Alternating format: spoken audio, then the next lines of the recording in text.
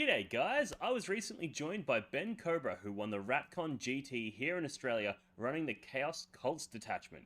Now this is a detachment that I have historically rated very poorly, so I got Ben on, we had a nice long conversation and broke down exactly why I was wrong when I said that this was the worst detachment for CSM, and we broke down in great detail all of his games, all of the strategies, and all of the tricks that he used to get the most out of this amazing detachment. So if you want to learn more about Chaos Cults, this video is for you.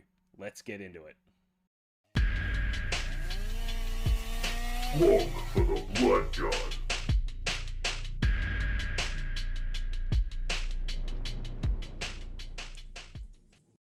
Alrighty, Ben, welcome to the show. Thanks for coming on.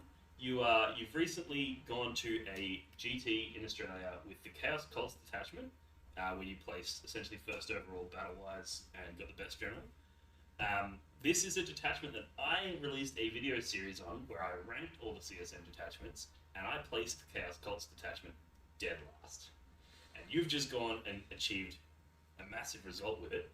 So I'm really looking forward to having the conversation. Hopefully you know some stuff that I clearly don't and can share that with the audience. So maybe the best place to start is tell us a little bit about yourself, about the tournament that you went to, and a little bit about your list.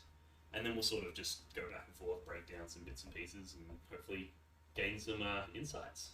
Yeah, for sure. Well, thank you very much. So yeah, my name's Ben. I've been playing Warhammer since... Well, I've been playing recently since the Tyranids Codex came out 2 years ago now. So I was playing Tyranids for that year, but after all those nerfs, it got real unfun to play, so I reached back into my kind of childhood army that I'd made and had a significantly more Chaos Marines in my closet than I thought. Yep. And so at the tail end of 9th was just playing around and seeing what I could make with that. 10th edition came around and was having a lot of fun with them. Went back to Tyranids briefly when the Codex came out, but been playing CSM probably most competitively of the 10th edition. So you'd say CSM is sort of your primary competitive faction? Yes, so I'd say Tyranids are my favourite, but they're generally haven't been in the most fun state for a while. Yep. So I go to them when there's something new and exciting, Yep. and then it gets stale very quickly, and just CSM is a much larger range of things and combos that you can try out in 10th edition at least. Yeah, especially with this new codex, with the amount of different detachments that they 8 have access to. detachments, It's yeah. like, as soon as they announced it was going to be 8 detachments, I was like, okay, one of them is going to be busted and really OP, and one of them is going to be unplayably bad. Yeah. Now, I thought the Chaos Cults was going to be unplayably bad, but clearly wrong. So, Yeah. what about the event that you attended? Tell us a little bit about that. Yeah, so this event was called Radicalism, and it was just outside of Melbourne, so it's a good weekend away. It's a bit more narrative of an event than your general tournament. So what happens is the people who run it create a couple of twists to the mission. So you're still playing the Pariah Nexus mission pack, but they've added twists to the mission where, for example, you might be forced to take the gambit that they've specifically designed for the mission. The secret mission, sorry, is what they call them now. And like another one was you pick a buff for your army, and they've got a table where you essentially choose. You either get like a buff in the fight phase, a buff in the shooting phase, or a buff in the command phase, sort of thing. And you know, and so doesn't change the game itself, but it definitely adds to it. Yeah, I remember reading through the player pack and looking at them and thinking, this is really cool because there's some interesting tweaks that make it a little bit more exciting compared to every other event, which is just identical. Yeah. But the tweaks weren't significant enough for you to feel like, oh, I'm playing a completely different sort of game here. It's like you're still playing that standard 2,000 points competitive, game. There's just that little bit of a tweak so that it just gets a bit of a different feel than your standard GT. Exactly, yeah. Yeah. So it didn't fundamentally change any of the list design, for example. Yeah. The list I took to that tournament I would happily take to any other normal Pariah Nexus GT, and I think I could perform equally as well. Yeah. Not saying I would 5-0 it, but Yeah. I could quite comfortably think I could 4-1 it. Yeah. How many players were there for this one? It was 5 rounds, yeah? 5 rounds, so I think it was capped at 80 players. Yeah. I I don't think they expanded past 80. Yeah. But yeah, 5 rounds, 80 players. Some of the top players in our state were there. Yep. The competition definitely very high. Yeah. Yeah. I saw. I popped in to say hi, and Yeah. I saw like we had like Matt Jackson, former WTC gold medalist there. So Exactly. like, there was definitely a very high caliber of player at this event. Like 3 of the top players from South Australia were there, for example. One of whom I had to beat in my final game. Yep. So yeah, it was no. Just because the missions might have been a bit different, does not mean that the competition was easy. Yeah. If anything, it actually makes it more challenging because I think a lot of people, knowing that most tournaments have this exact same mission structure, they just plan for specifically for that. Yep. Whereas this actually forced you to be a little bit more adaptive. Yep. And that's an additional challenge. Yep. So a lot of people look at these sorts of events and think, oh, it's got some kind of weird narrative mission, and they disregard it. But if anything, it's harder to win those types of tournaments. Yeah. Because you have to adapt on the fly and you need to come up with a game plan that's unique to this mission as opposed to just resting on the game plan that you've put in the previous round. So, that's really good. So we can go through the matchups and things and go through your list. We'll definitely go through the list. But then I also want to talk a little bit more broadly about the Chaos Cults detachment. Yeah. About, how did you use their detachment rule with the whatever it's called, where you make the desperate pact. Yeah. How often were you doing that? Is it something you were doing like that sort of questions? Things like what stratagems were you leaning on, and what sort of basically how does this detachment work? Because when I looked at it, I was like, oh cool, you can buff crap units with crap buffs. Yeah. So I really want to get your sort of take on that. Yeah. So that you can educate me, fine sir. So I think just as kind of preface to that is, I was playing Endless Swarm tournaments for the kind of few months leading up to this, so I had developed a lot of appreciation and I think a lot of skill for the movement phase and how to use things like, so Endless Swarm tournaments have a blood surge, very similar to the AC Accursed Cultist data sheet. Yeah. And so I had, I think, a very fine appreciation for how powerful free moves are, out of phase moves, and move blocking. Yeah. And so I was looking at the Chaos Cult detachment because my favourite unit in the CCM Codex, and this is very controversial, but I really like Accursed Cultists. Yeah. I think they're so cool, and like my favourite part of Chaos Space Marines, like lore-wise, is like the Lost and the Damned. You've got all these renegades being led around by power armor. So that was kind of what I really liked, being backed up by demon engines. I just think that's cool as heck. Okay. Yeah. And so I was looking at this. I love the Accursed Cultist unit, and it is not a secret that for all of 10th edition, it has been the most powerful data sheet in the Codex. It has been. It has dominated It's through been multiple nerfed nerfs. so many times. And even just pre-Codex, it was really good, and then post-Codex, it's still really good. Yeah. Since the Codex came out, it got 50 points added to the unit with the Dark Commune. Yeah. And it's still probably cheap. Like, Yeah. it could probably go up another 30 points, honestly. And Yeah. I'd still take 3. Yeah. And it's kind of reflected in that. Every detachment that's gone 4-1 for the Chaos Marine Codex, or higher, has had 2 at least. Yeah. So it is definitely the most powerful unit in the Codex, and why not take the detachment that gives all the best buffs to your best unit? Yeah, that's So- one way to look at it for sure. The buffs that I was really thinking about were in particular the detachment rule, which if you don't know is +2 to move or +2 to charge. You can take a Desperate Pact in the movement or charge phase, and it's just a leadership check. If you pass, you get +2 to the move. If you fail, you get +2 to the move, but you take D3 mortal wounds. So very similar to your Dark Pact. Yeah. The Cursed Cultists, your leadership 6 with all the leaders, or leadership 5 if you're taking the Dark Apostle. Yep. So you're passing your Dark Pacts and Desperate More Pacts often than not, about right? 70% of the time. Yeah. The Traitor, Guardsmen, and Cultists, on the other hand, being leadership 7, don't pass them as often.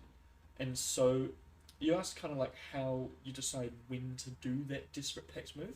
The reason you choose that move is basically, do I need to be doing a normal move, first of all? So what they changed with the Prime Nexus was you need to do a normal move if you want to be doing actions. Yeah. And so quite in actually a significant number of missions in the WTC terrain packs. There's an objective that is 7 inches outside of your deployment zone, which 7.1 inches outside of your deployment zone. So you can use your desperate pack to gain the additional movement that Yep. you would require to be able to move on to the objective Exactly. and then do your actions. Or what I was often finding is there's in lots of your deployments, there's that objective closest to you. Yeah. And it's got a ruin that's, you can, if you get behind that ruin, you're really safe and you can hold that objective for lots of the game. Yeah. But it's just a bit far away. It might be like 10 inches to get you in there. Yeah. And so if you've got a 6-inch move cultist unit and you want to go out and stick at that objective, you need to form the advance, and that's actually not going to happen very often. But when you've got +2 to move, then you only need a 2-inch advance. Yeah. So then 85% of the time, you're getting your 10 cultists right into that corner, holding this objective. If you advance to get behind there, you're holding there. You might be getting things like secure no man's land or extend battle lines by doing basically nothing. You're rolling 2 dice essentially, right? Yeah. It's very similar to the World Eaters, how they have the blessings roll that allows you to get the +2 move, and the amount of times that I'd use that so that I can get my Jackals unit onto that hidden objective is the exact same story. So I can definitely see the value in that. Yeah, and it's the same when it comes to the charge phase. Is a 6-inch charge, you think, oh, that's fine. I'm not going to fail a 6-inch charge until you fail. Yeah. And if you're lining up a lot of charges, you can't really be risking that multiple times because you can only CP reroll 1 charge. Yeah. So what you do is you use that +2 to charge to really shore up that probability. Yeah. Or other times you might really want to extend that range. It might be a 4-inch guaranteed charge, but you might be trying to charge one target and you want to touch a whole bunch of other things, or you might want to be using this charge to pivot to make a pilot and fight something else, for example. Yeah. And so when you go +2 to charge, your average 2d6 dice roll is a 6.5 or a 7, I think. Yeah, it's a 7 on average, so you're getting an average of 9 inches. Average of 9 inches of movement on your charge, and then a 3-inch pylon and a 3-inch consolidation. Yeah. And so suddenly, even off a below average roll, you're moving these models 12 to 15 inches, right? Yeah. And I think you've talked a lot on your channel about how movement is the most important phase in the game. And especially, as you said, out of sequence movement. Yeah. And, using your charge to get that additional movement. I feel like this is a perfect time to insert the obligatory joke of what I would do for an extra 2 inches. But being able to charge and then go, cool, everything has to end its charge move closer to that target, but I can swing these guys around and get on that objective.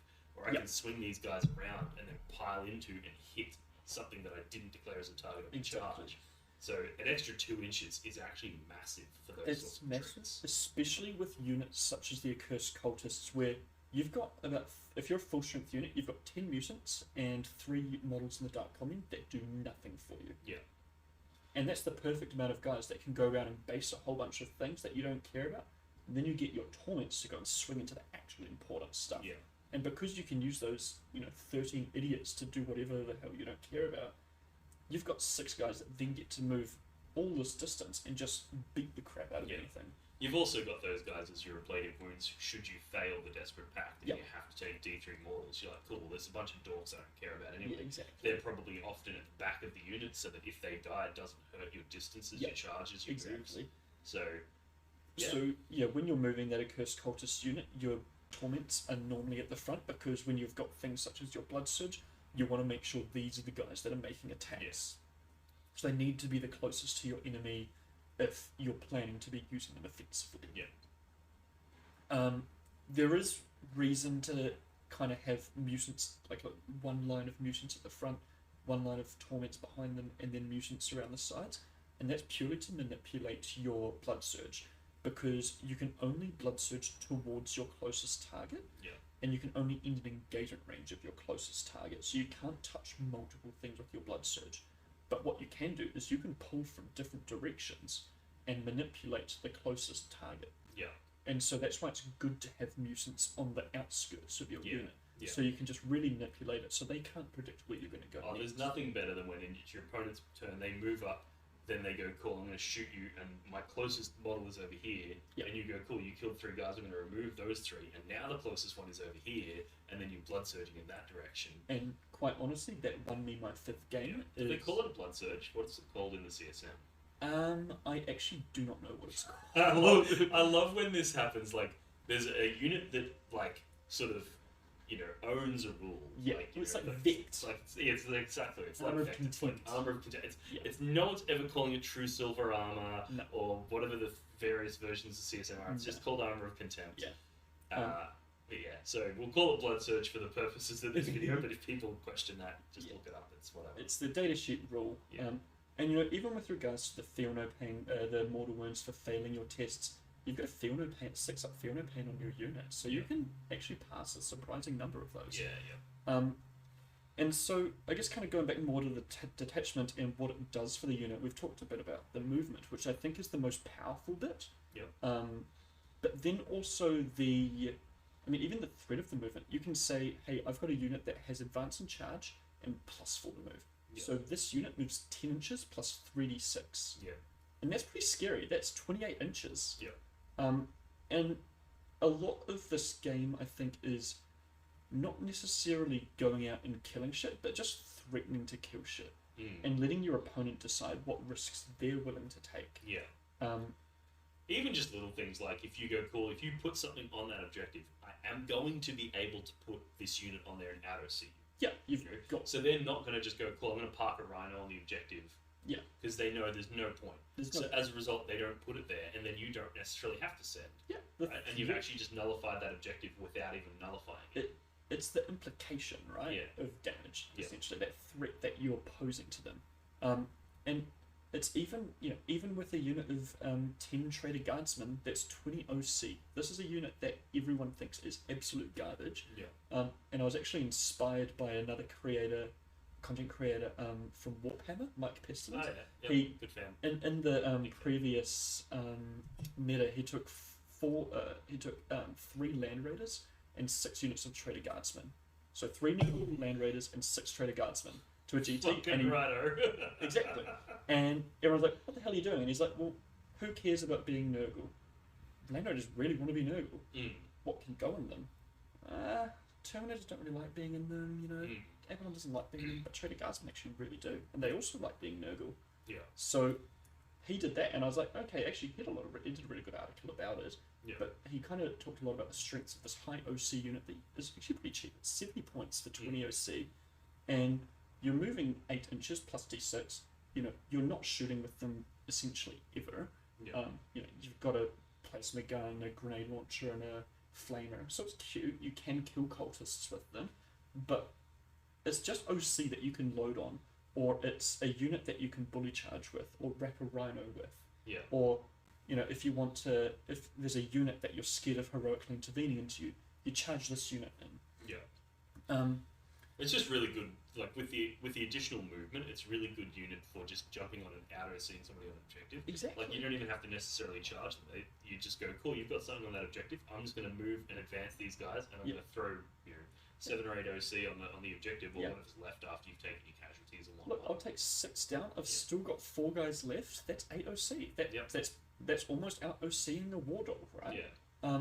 And so it's kind of that strength is you've got all these units that play the game of 10th edition Prime Nexus really well. Yeah. Because there's a lot of actions that you've got to do. You recover assets, terraform, all these things that you've got to do in different parts of the board. And a lot of the time, if you're playing the game, you're like, oh, I really want to kill this unit here, or I really want to go and hold this objective, but I've got to recover assets somewhere. Yeah. Or I've got to go do sabotage. Or you're talking to a bloke who just ran 30 Terminators. I had 0. The amount of times it would be like turn 4, all I've got left is Terminators, and I draw like Cleanse and Establish Locus, and I'm like, I guess I'm just gonna kill you. I'm not scoring those cards. Whereas I can do Containment, I can do Cleanse and Terraform, 6 actions in 1 turn. Yeah. No sweat whatsoever. Yeah. So it's a real board control and objective scoring play style, as opposed to damage dealing. But they do quite a bit of damage as well, right? Yeah. So the Accursed Cultist, everyone is quite familiar with getting +1 to hit and wound with a significant number of attacks, d6 plus 2 attacks each for the torments. Yeah. And there's quite a few ways that you can boost it in the army. The first is an enhancement that if you're below starting strength, you get +1 strength. Yeah. So that gets torments to strength 6, which is a very important break point when you've got +1 to wound. Because strength 6 +1 to wound means you're wounding strength toughness 7 to 11 on 4s. Yeah. So that's an important breakpoint there. Also, obviously, almost everything in the game is toughness 5. Like Terminator's T5. Yeah. T5 Lots of and marine 6. style Lots bodies. of marine style bodies. Crisis battlesuits, for example, or T5. Or T6, and those were very common profiles. Like all the custodians, for example, and your world eaters, 8-bound and stuff, all T6. So getting to strength 6 is very important. I would argue that strength 6 is probably the best breakpoint for strength because it's great into toughness 3, it's great into toughness 4, it's great into toughness 5, it's great into toughness 6. You know, it's great into a wide range of things. Exactly. And for example, being in strength 5 is actually really awful when you're trying to go kill toughness 10 vehicles or toughness 10 monsters and they're all running around, you're wounding them on 6s or 5s if you've got +2. It's just not quite there. So getting to strength 6 is huge. And then the other part of that enhancement is when you're below half strength, you get +1 to your attack characteristic. Yeah. Getting below half strength is very easy when you've got the ability to take mortals on demand, essentially. Yeah. So you can do a Dark Pact, right? And if you want to get below starting strength, say you've annoyingly passed every desperate pact, you've passed your +2 to move, your +2 to charge, and you're starting to fight, but you want that +1 strength, you can actually re-roll successful Dark Pacts with the Icon Archer's Chaos Icon. And there is more than one time in this tournament that I've re-rolled that successful test because I want to be below starting strength, or I want to be below half strength. Yeah. So to be below half strength, you've got a unit of 10 mutants, 6 torments, so that's 16 guys, and then you've got 5 in the Dark Common. Yeah. So that is 21 models. Yeah. You've got to get to 9 models. Yeah. The only models that are important are your 6 torments, your Icon Arch, and your Demagogue. Yeah. Everyone else can die. Doesn't matter. They're not important. So you can just start taking these tests and letting guys die. For example, choosing to eat an Overwatch that someone's threatening with a bunch of rubrics. Yeah. Yeah, Overwatch me. Oh, how scary. Yeah. And then I've activated my trap card. Now my mutants, who normally suck, have 3 attacks each. Yeah. That's getting some volume. Yeah. Your D6 plus 3 attacks with your 6 dudes. That's +6, to this strength 5 or strength 6 AP1 damage 2 unit. Yeah. And that really activates because of the 2 key damage stratagems you've got in the fight phase, which is on-demand reroll hits, which is very important for an infantry unit because there is a lot of sources of -1 damage in the game. Mm-hmm. Sorry, -1 to hit in the game. So lots of units might be -1 to hit all the time. They might have Nurglings or Chaos Fiends around. And so rerolling all hits when your weapon skill 4 is very good. Yeah. Obviously, also having Dark Pacts for sustained hits or lethal hits. Yeah. Anytime you can combine reroll hits with those Dark Pacts, you always get guaranteed value. Yeah, and so for example, on the turn that you've got +1 to hit, so your weapon skill 4 with +1 to hit, rerolling all hits with sustained hits, you average 105% hit conversion. Yeah. So your average on 3d6 attacks +12 for the 6 mutants torments, for example, you're averaging 30 attacks there. Yeah. So you're averaging about 35 hits. Yeah. You can go way higher with that, right? Yeah. And it can kind of help if you rolled a bit low on your number of attacks, but you're averaging about 35 hits. And the second part of that test is if you choose to take a Desperate Pact when you use the stratagem, you get to reroll wounds. And that is very, very good when you're +1 to wound, or even just generally being strength 5. Getting +1 to wound, rerolling all wounds, very, very good. Yeah. Lets you punch up so hard against something that you really should have no right and chance of ever killing. Yeah. And so that's how a unit like that can go and one-shot the Great Unclean One with the Feel No Pain. Yeah. Because you're putting out, Ridiculous. 35 hits, and you're wounding on 5s, and so rerolling all wounds, you're getting about 20 to 23 wounds in. Yeah. And that really helps with that. Yeah. And the kind of main part of that is it actually really shores up one of the weaknesses of the attacking profile, the offensive profile being AP1 damage 2. Yeah. Damage 2 is really good, but AP1 is really bad with the amount of armor and contempt in the game. That was one of the things when I was initially reviewing the detachment. I was like, cool. Obviously, this detachment wants you to just bring like a max of cursed cultists, a ton of cultists, a ton of traitor guard. It's like, but what happens if you go up against like dread knights and they have true silver armor? Like, Dread Knights, not scary because they're T8. So And you're they're- wounding yeah. on 4s, and you can put enough attacks in that you can't kill 1, but you can kill 2.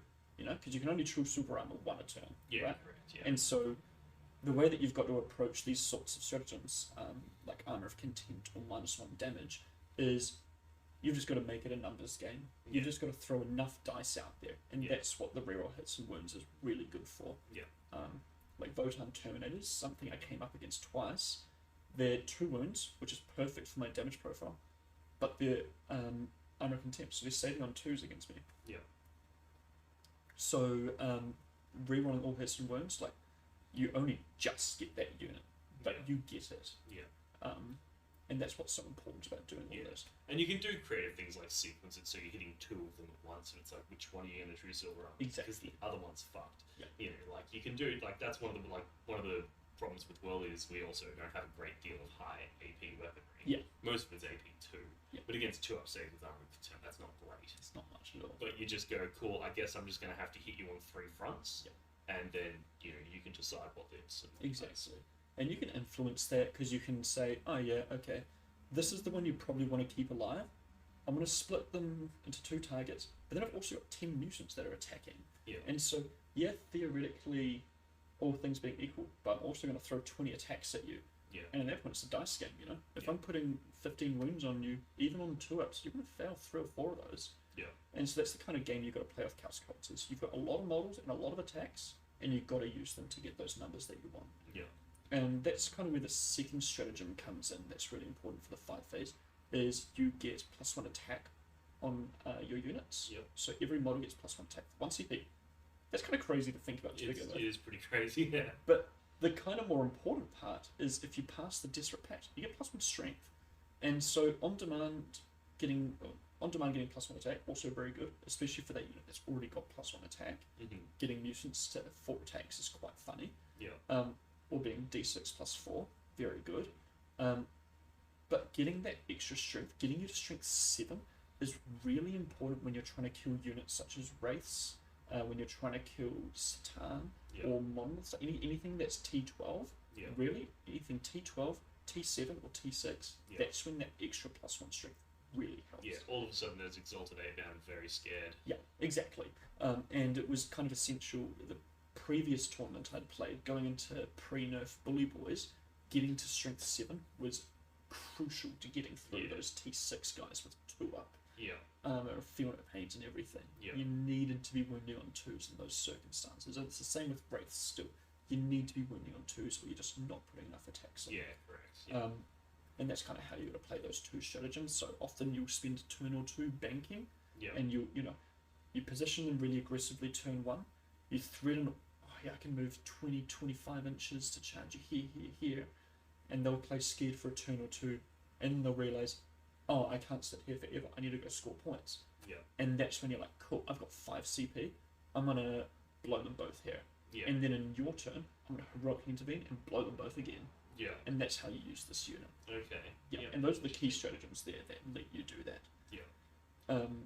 And then the third stratagem that's super important, on-demand advance and charge. Yeah. Being able to advance and charge with Cultist to wrap a Rhino, crucial. Yeah.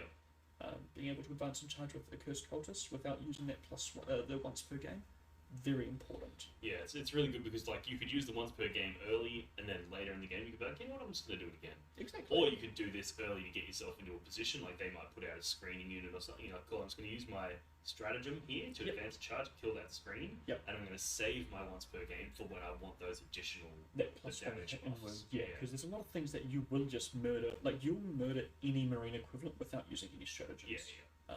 Power armor is incredibly easy for you to kill without any stratagem support whatsoever. You need the stratagems for the more elite units. Yeah. The 2-up armor saves are the main ones, honestly. Yeah, They're the yeah. toughest, but Yeah. the T6 and 7 stuff as well, you need them. Yeah. Yeah. Are there any other stratagems we want to talk about before we break down the list that you took and the specific units you took? So, I guess the final stratagem that is...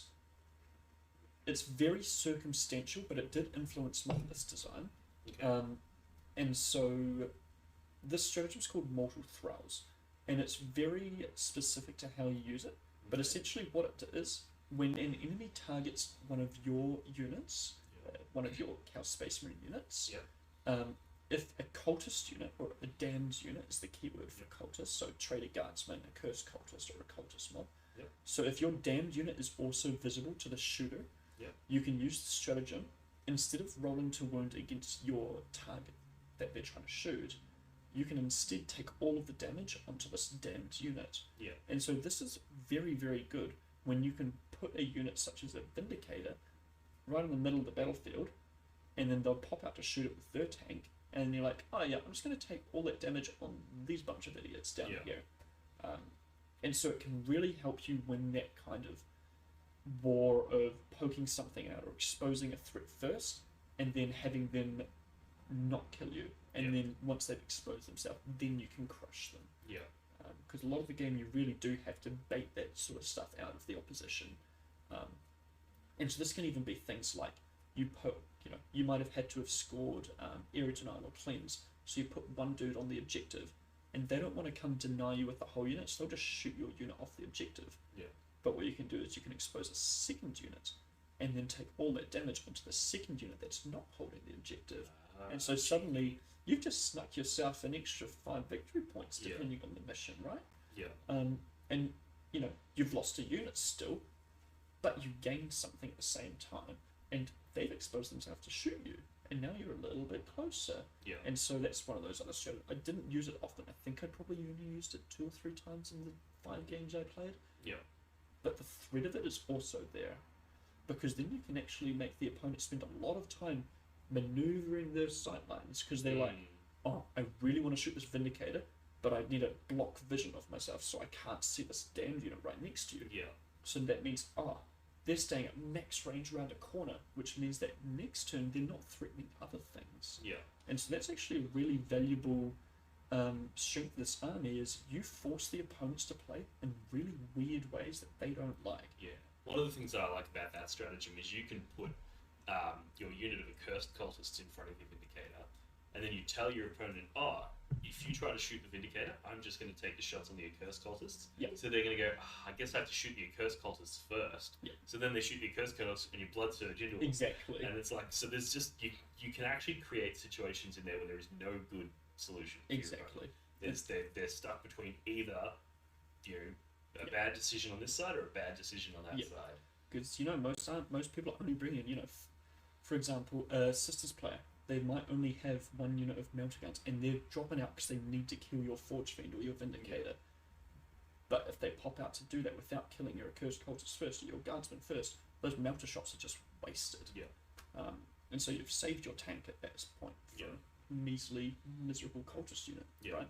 So it's very important to be able to do that, and then it just makes them, as the opponent, be like, oh, well, I can't interact with that then, so I'm going to have to go do something else. And so you've not spent any CP, you've not lost any units, and you're winning. You're laughing because they've decided not to do something because they're not going to be winning out in the end.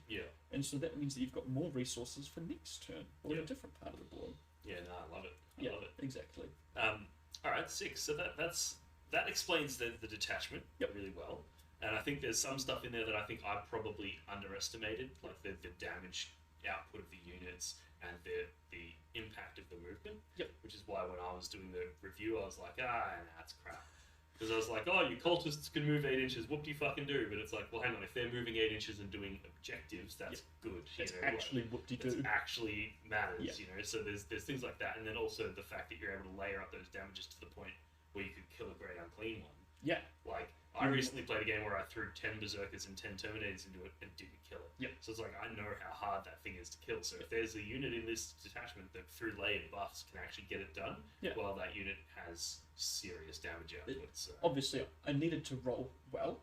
Of course. But just to do it is crushing. To be able to do it is a statement in itself. So, that's really cool. And I'm sure you'll have some more insights when we talk about the games. But do you want to maybe just break it down, the list and what units you took, and then just give like a little bit of an explanation as to like why each unit's in there. So the core of the list, that should be no surprise, that every Chaos Cult list will use 3 Accursed Cultist units. I had 3 of them led by Dark Communes. Yep. I personally really value that 5-up invul and the +1 hit, +1 wound, advance and charge turn that you get once per game. Yep. A lot of other people will run the Dark Apostle instead because he gets an enhancement to resurrect D3 models. Yeah. I just personally value the 5-up invul a lot, to be honest, because... Well, if you think about it, a 5-up invul is probably going to save you more models than you would have resurrected anyway. Sometimes, yeah. Right. It definitely depends on your meta. And, I mean, the Dark Apostle has other benefits. He gives always +1 a wound, and he's leadership 5. So there's a lot of reasons to include him. Yeah. But I just found in my testing that a lot of the time I was getting into combat way too quickly, and I was losing too many models than I was comfortable losing. Yeah. Because even though you've got, even without the 5-up invul, you've got a 6-up armor save, and you can go to ground. But there's a lot of shooting that's AP1 ignores cover. Like there's a lot of people that play Tower in Victoria. Yeah. There's Votan there, and they can all get access to all this stuff that just ruins your day. Yeah. And I didn't want to be losing a third of my models, for example, before I got to the enemy without like having some ability of influence. So that's why I chose 3 Dark Communes. Yeah. The next part was Cipher as my other character choice. If you're not playing Cipher in your Chaos Spaceman army, you're doing it wrong. So I had this argument. Flat out. I had this argument with Matt Marasoli for Team Australia. He kept putting up lists, and I would just respond with one word: Cipher. I was like, "You need Cipher." He's like, "Nah, man, he's not good. He's not good." And I'm like, "Dude, you need Cipher." And then halfway through the event, he comes over and he sits down to me and he's all sheepish. I'm like, "Matt, what's wrong?" And he's like, "I should have had Cipher." Yep. I was like, "Yeah, you should have." I was talking earlier about some of the weaknesses, such as 2-up armor save, armor of contempt, and -1 damage. Mm-hmm. Cipher is your solution to that. Yep.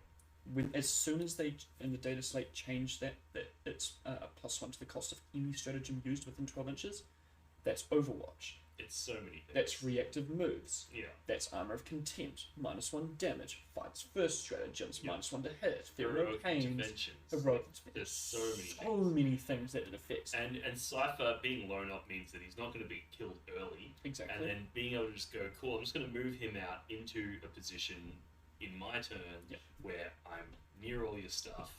Yep. And now, they might have 2 or 3 stratagems that they were planning to use that phase, and you're just like, nah. A lot of it also requires you knowing what stratagems they plan to use, or what stratagems they have that can really mess you up, and that might influence where you position him. So, if you're against Votan, you want to make sure he's not able to use -1 AP in the shooting and the fight phase, for example. Yeah. Or you might want to make sure that he can't Overwatch and armor of contempt. That sort of stuff. Yeah. That's what you've got to kind of think about where he's needed, because he is very squishy. You cannot let him get touched. Oh yeah. He's got some cute damage, like his overcharged pistol and his bolt pistol are very cute. Yeah. But don't let him get hit, because he has 5 wounds of a marine with a 4-up invul. He does not survive. Yeah. Well, he's not there. He's not there to do damage, and he's not there to tank things. He's there for a very specific trick.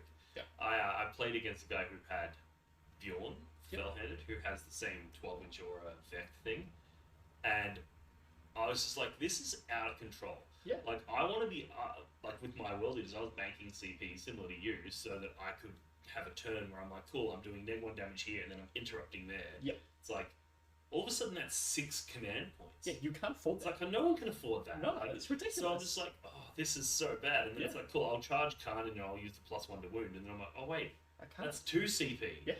It's like, well, I can't do that and this. And it's like, it just makes everything so much harder. Yep. Um, Even something like it's wild. a re-rolling a save that's important. Yeah. You can't do it. You can't spend 2 CP no one's for a spending 2 reroll, CP on a or reroll. re-rolling a charge. Like, you Yeah. can't do that. Yeah. And so that's some really important. That he was the cornerstone of the list. Yeah. And so then I guess moving on from that is, I had 3 units of cultists. So they're a unit of 10 cultists. I would have liked to include a unit of 20, but they cull the horde. I didn't want to give that all up. Yeah. And 20 units, squad of 20 wasn't really achieving me much. So I cut those down to 3 squads of 10. Yep. One of them always started in strategic reserves. Sometimes as a cheapy rapid ingress onto an objective. So, for example, in the sweep engagement terrain layout. Yep. the objectives are within 6 inches of the board edge. Yeah. So you can rapid ingress or come from reserve straight onto those objectives. Yeah, that's nice. So having one unit cultist in reserve was very nice. There was one game where I rapid ingressed onto an objective. They hadn't lined anything up to shoot there because why would they? I didn't have any models there in their movement phase, and so they stickied that and they walked off and did containment. Yeah. Hid behind there, and I don't know if they did anything for the rest of the game, but still, for such a cheap unit, such a cheap investment, 50-point unit and 1 CP, absolutely, I'll do that again. Yeah. One unit always goes stickies at home. If the opposing army has uppy downies or deep strikes, maybe they'll hang around and do some screening. But otherwise, those 2 units will go and they'll either try secure an early objective or just screen my army. Yeah. They don't do damage at all. They do have the grenades keyword, so they can do some mortals in a pinch, but that's not what they're there for. They're there for screening and doing actions. Yep. Yeah, after the cultist, the other battle line unit, so this detachment actually gives battle line to Traitor guardsmen unit, so you can take more than 3. Yep. And the Traitor guardsmen I think is actually quite a good battle line unit. So I took 5 of them, and I only just got them finished in time, which is why I didn't really get my soft scores as high as they could have been. Yeah. But the Traitor guardsmen unit, a lot of people overlook initially because it's just 10 guardsmen. Who cares about that, right? But you're playing an army that is playing for the mission. Not every model in your army is going to be doing damage, but it's all about moving, and it's all about getting places to do things. And a unit that has 2 OC per model is actually incredibly rare in Chaos Space Marines. Cultists and Accursed Cultists only have 1 OC. Yeah. So 70 points for 2 OC is the cheapest you've got. 70 points, sorry, for 20 OC is the cheapest OC you've got in the Chaos Space Marines Index Codex. And especially because you can put the +2 move and the +2 charge on them. They're actually zipping around the table. They're zipping. And so this unit is used to deny primary, first of all. Not many armies are putting that much OC on an objective that they consider safe. Yeah. And so this unit of 10 dudes, they've got 25mm bases, so they are very small. Yeah. You can fit all of them around an objective without getting within 3 inches of it. It's very small, and you can fit them all around that place. Yeah. And then they're also very good for screening. So they're very good at just moving out 8 inches, throw an advance because you're not shooting with them. And with that, they're going to be out there screening you, protecting you from deep strikes or rapid ingresses, protecting you from enemy moving up, or protecting enemy from charging you. And they're a throwaway unit. You know, somebody charges you with their big ass scary unit of, 8 exalted 8 bound. You heroically intervene with these 10 guys, and you base 5 of their exalted 8 bound. Yeah. Suddenly, 5 of those guys have to fight friggin' guardsmen. Yeah. 1 gets to fight the accursed cultist, and suddenly the World Eaters player went from, sweet, I'm just going to totally wipe this unit of idiots, to suddenly thinking, oh crap, I've thrown away my entire unit to kill 70 points of guardsmen. Yeah. So, or even you heroically intervene onto the objective that they're trying to kill you off. Exactly. Now all of a sudden they're like, well, do I put all of my attacks into the accursed cultists and kill them, but then don't score the objective? Yep. Or do I put them back that way? In which case, why did I bother charging in the first place? Because now I have to put my attacks backwards. Exactly. Yeah. And so this is the unit that you're playing a lot of the game with. That's why I've got 5 of them. They're the ones that are going, and they're the ones that are denying objectives. But also, if I need to get storm hostile, I don't want to commit a full accursed cultist unit to take away an objective from 3 scouts or whatever, right? Yeah. I can just put 2 guardsmen there, screen with the other 8, and I've got that storm hostile, denying them primary, and I'm doing other crap. Like I can be doing actions, I can be, charging other things even. And so that's what this unit's really good at. For that price point, could not leave home without them. Yep. Like think about it, 5 times 7, right? That's 350 points for 5 units. Yeah, that's crazy. Yeah. I spend that on 1 unit. Exactly. Yeah, exactly. And so, I mean, the entire package I've got of 3 cultists and 5 Traitor guardsmen, I feel like I'm probably 1 unit too few, so I'm probably going to be putting an extra unit in next time. Yep. But that's what you're playing the game with, and that's what makes it really frustrating for people, because they can't touch your accursed cultists if you don't want them to. Yeah. And so when you've got that go turn that you've prepared yourself for with all of your screening and with all of your movement blocking and bully charging, 10 Traitor guardsmen wrap a rhino really well. Yeah. Because they've got a armor save of 5, and they're always getting +1 to. They're always counted as being in cover when they're on objective. So if you've wrapped a Rhino, you're saving on 4s. That Rhino is never shooting itself out of combat unless it's got like flames inside of it or something. Yeah. And so that's what it's really, really good for. Just stopping people from being able to touch you or interact with the game. Yep. It's a solid unit. Very, very powerful. Probably second most powerful in the list, obviously below the Accursed Cultist and Cipher. So after that, that's the battle line, that's the main cult out of the way. Then we just go into the support pieces. So probably the most important support piece are 2 units of 3 Nurglings. They're 40 points each. You just take them. They do a lot of things. They got 40mm bases, so 3 of them can screen out a ridiculous amount of the board. If you're worried about rapid ingresses, you can just deep strike them in, line them out, and the enemy literally cannot go into no man's land. Yeah. If you're worried about scout moves, aggressive scout moves from Tau or from World Eaters or Votan, 2 squads, 3 Nurglings literally clog up the entire board. You're not leaving your deployment zone. Yeah, or even just other people's infiltrators, right? Like if you get that first drop and you're like, well, I know your plan is to put your infiltrators on your safe objective and start scoring it from turn 1. Well, guess what? I'm going to put mine on there. Yeah, exactly. And what are you going to do? Put yours on mine? No, because I'm just going to charge you and kick you off in turn 1. So you can stop them from scoring theirs, and you don't really care if they go for yours. You can actually just shut down their whole game plan with their infiltrators. Really good. So so if you're playing an army that tries to start the game very aggressively, you start your Nurglings on the board to neuter that. If you're playing an army that plays the game like quite slow, like it's an army like Sisters, like to stage up before they go to do anything.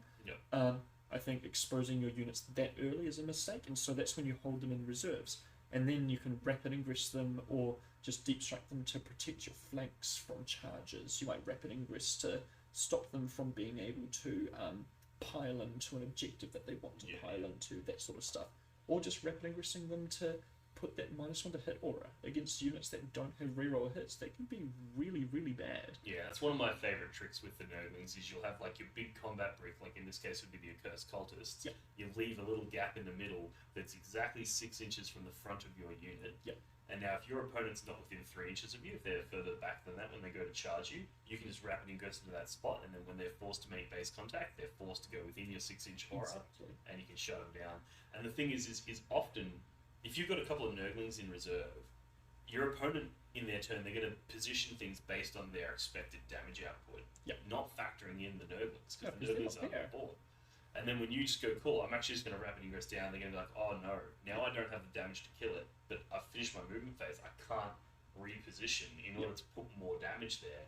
So then you force your opponent to really tricky spots. So yeah, I love Nurglings. If I could take them in World Eaters, they'd be in every list. I played a game against Orcs in a previous GT with the powerful Bully Boys, and he lined up 2 charges with Mega Knobs. They were like 7 or 9 inch charges, one from Deep Strike, one from the front. He'd pincered one of my Accursed Cultist units, and he was gonna make both those charges because you know they always do.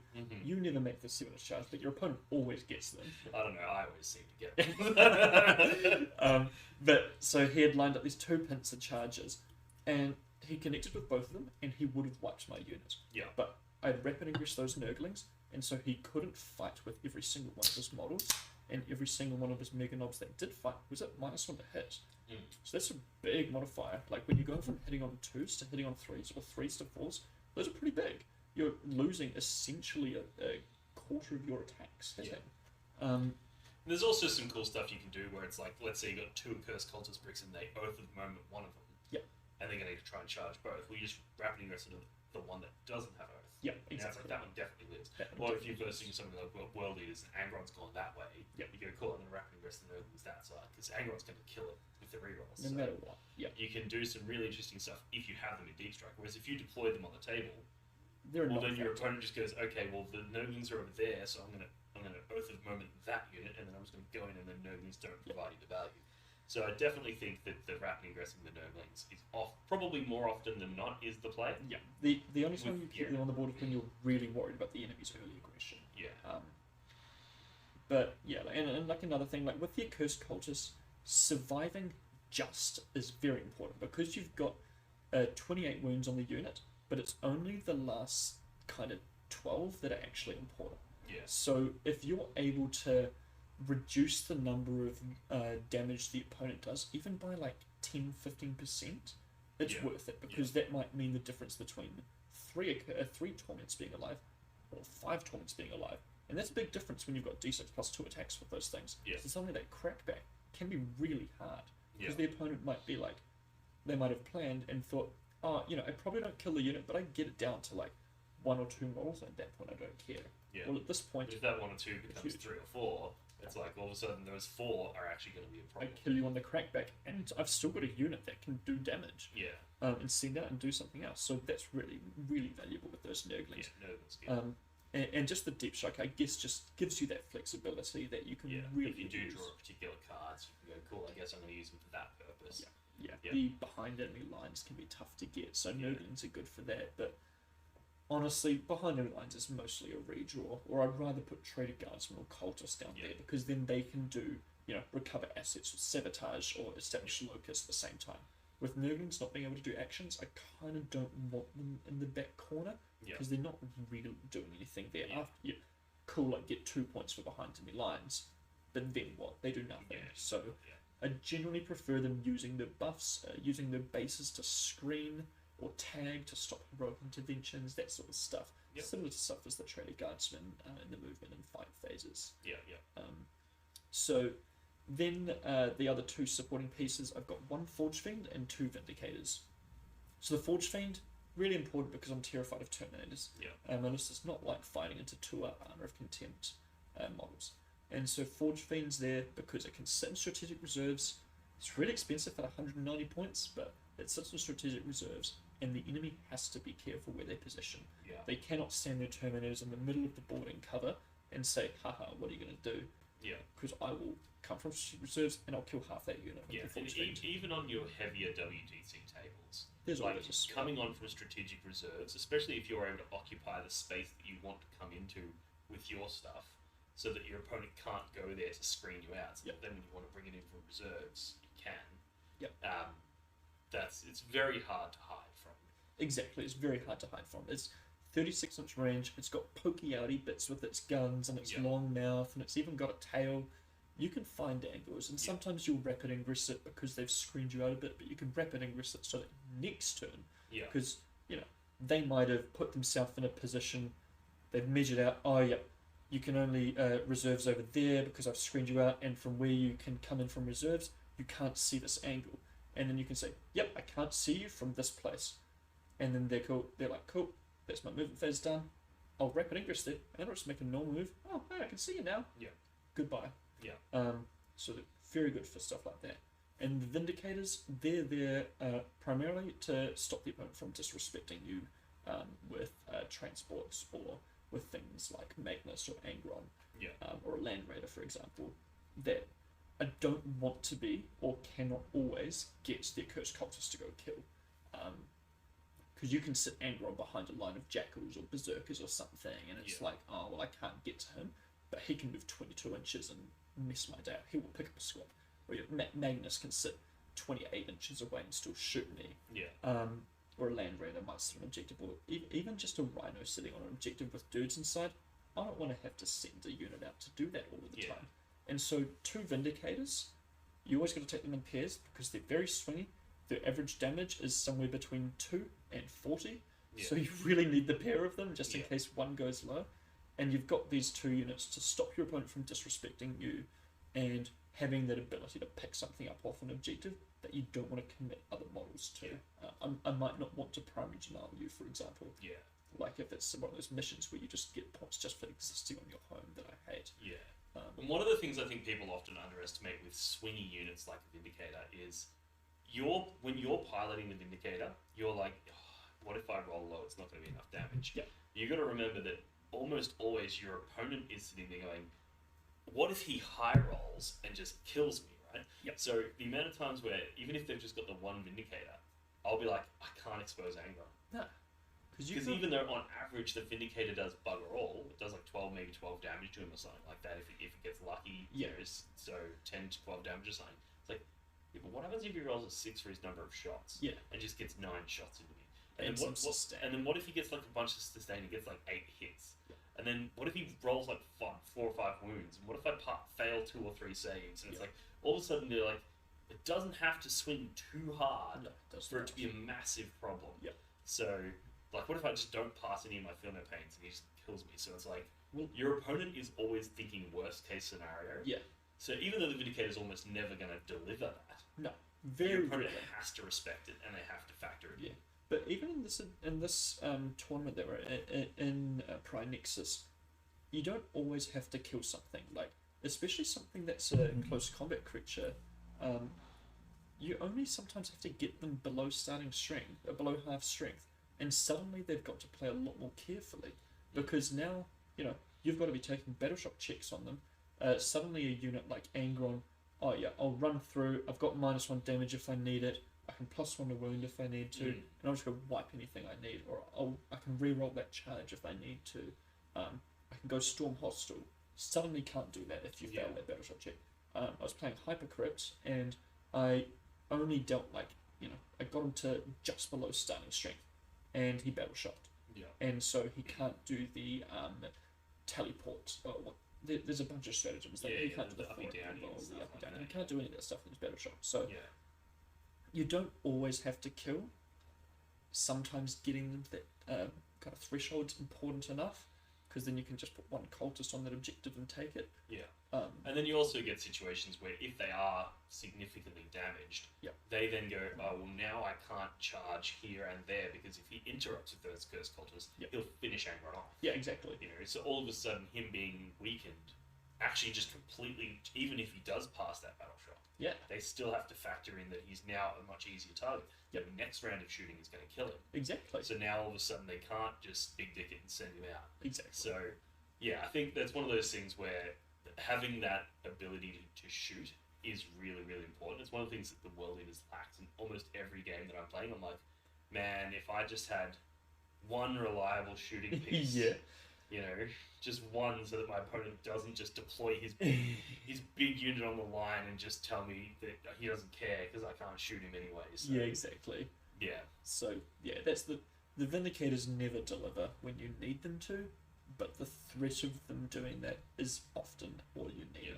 And they're also very tough with T11 2-up saves and a bunch of wounds. Like, they're not easy to kill, and any damage that your opponent is sinking into them is damage that they're not putting into your cursed cultists. Exactly.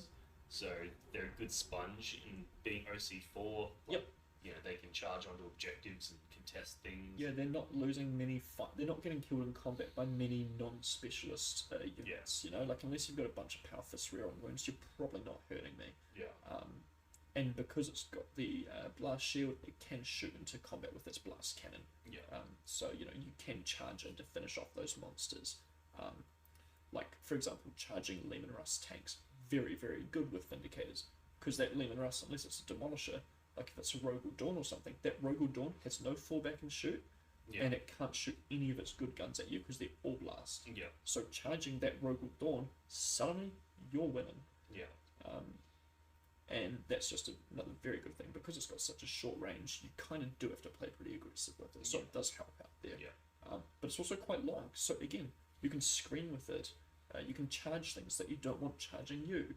You can charge things that you don't want shooting you, like infantry. If the army doesn't have fallback and shoot, or even just forcing them to fall back and shoot, is sometimes very good, because that CP that they use to fall back and shoot might be something that they were going to use to get sustained hits or AP. Especially when you pair it with Cipher as well, and now so if they want to fall back and shoot, they're wasting 2 CP, so if they haven't budgeted for that, then it's not going to work. And exactly. Yeah, there's lots of real cool stuff, and it also, obviously, it's a huge beneficiary of that stratagem to... the mortal thralls stratagem. Mortal thralls, to be able to, you know, take damage on your cultists instead of the Vindicator. Yeah. It's obviously an amazing candidate for that. Yeah. So. That's the sort of stratagem that you probably only use when they're trying to bring it down or overwhelming force, and you've got this thing on the objective, and they've got a couple las cannons shooting on you.